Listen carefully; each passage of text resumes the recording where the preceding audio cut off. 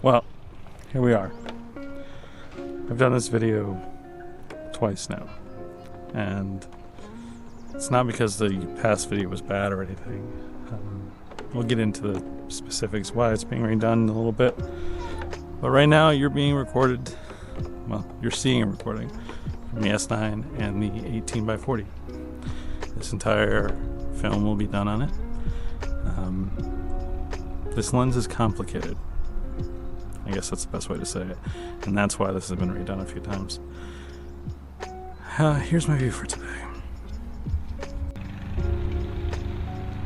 One of the complications of this lens is this.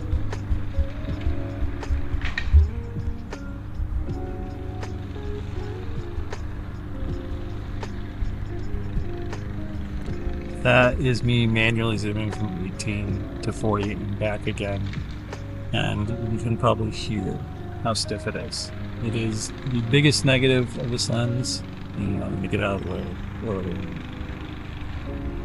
And just to be clear, I like this lens. I guess that could be the TLDR of this entire review, but like I said, it's complicated. That's so stiff on the zoom that unless you're treating it like a fixed focal length, a prime lens, while you're recording, there's no point in having the zoom. And if you're going to get a prime lens, there are now other options, like the 40mm f2 mount TTArtisan that just came out, which is significantly cheaper than this and significantly brighter than this at 40mm. And I almost 100% will be getting that lens. And it's not even because we're talking f2 versus f6.3 at 40. We're talking about it's smaller because this zooms out. This is a collapsible. And the inexpensive nature of it, just why wouldn't you get it? But when this lens came out for L mount, there were no small lenses.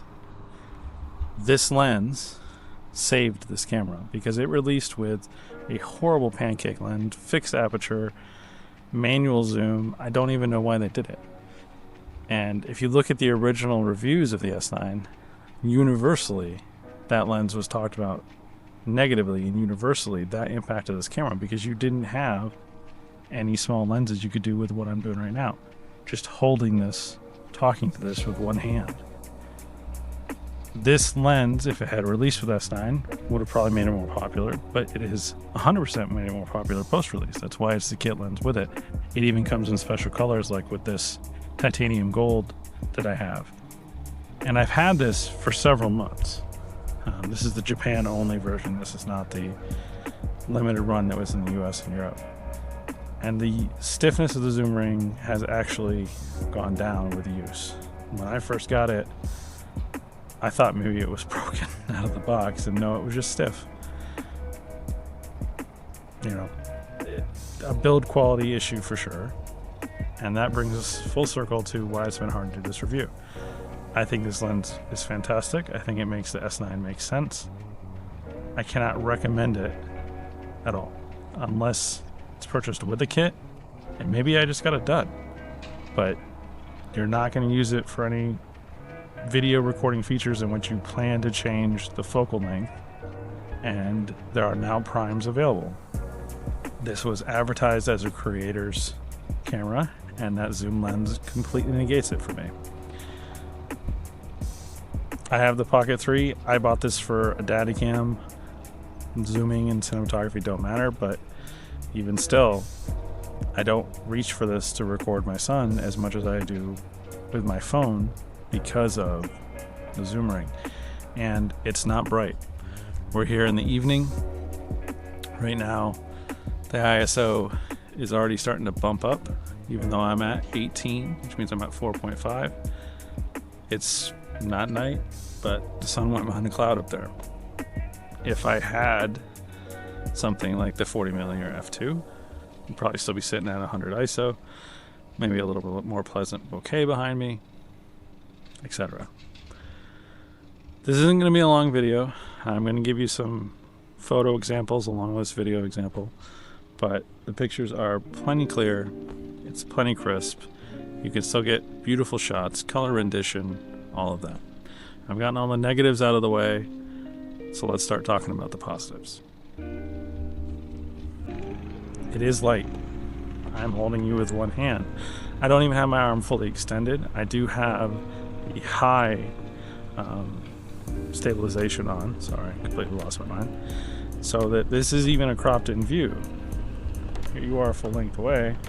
This 18mm is fantastic for vlogging. Not the most flattering angle, but just a further illustration. Here you are at 18, literally at forearm length away, and then I can zoom you all the way in to 40. Scary, I know. Let's back up. Sorry, there's a couple of deer here off to my left that are raising a cane. That's why I keep looking. But this camera and this lens were clearly designed for this, zoom ring aside. I haven't tired my arm out with this lens. I think the image quality is fantastic, and I will 100% be keeping it, and not just because it's in this cool color. I love the photos I get with it. I love the expand photos I can take. I'll even show you a few here in a little bit. But that zoom ring is just, it's the bull in the china shop for me. Don't know how well this mic will do from behind, but we'll see in post-editing. Holding you with one hand right now. I'm not really walking slow. And the combination of this lens and this camera means that you're relatively stable.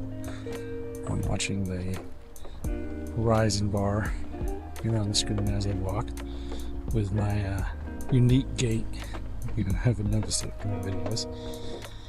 And I think that's more of a test than any looking at what the grams are on the screen, but I'll still include them here now. Here comes the boss. He's done throwing his memes into the water.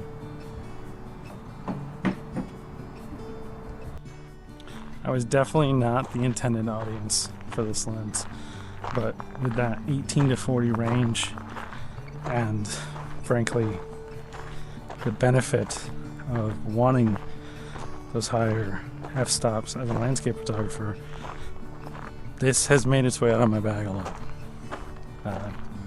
18 wide angle f8 f11, these vistas, mountain ranges. I'll share some past photos now.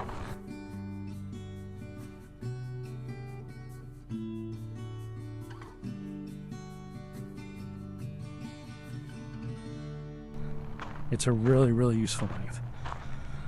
And that will keep it coming out of my bag more and more until someone releases a wide angle that is not expensive, small, and maybe brighter. I am shocked by Panasonic Lumix foregoing the normal 24 to 50, and I think that's fantastic that they went that lower end, that 18. But if you're going to go that 18, why didn't we get brighter? Why didn't we focus a little bit more on build quality? I've shot other brands, other kit lenses, some reviews on this channel for them, and they're better. And I hate to say that because I love this camera. I love everything about it. I spent almost twice its MSRP because of the tariff situation. And it's still here. And it's going to stay here. And the lens is a part of that. If you're going to take anything away from this review, if you don't use video, if you don't care about bokeh, if you want something small and potentially stylish, depending on the color combination of S9 you got, this lens is for you. If you do think you'll be doing portraits at a period of time, if you think you're going to be doing a lot of non-vlogging type of videos, I think something like the 40 TTArtisan might be better for you. And you can still vlog at 40. Like here, put you guys. That's 40 at our line. It's still doable. And this is again with stabilization on, so I'm even cropped in. So you could still do this with the 40mm. And it would be about $300 cheaper. You don't have that zoom ring situation. And if you want to take a nice bokeh'd out portrait, you could. Catching my breath.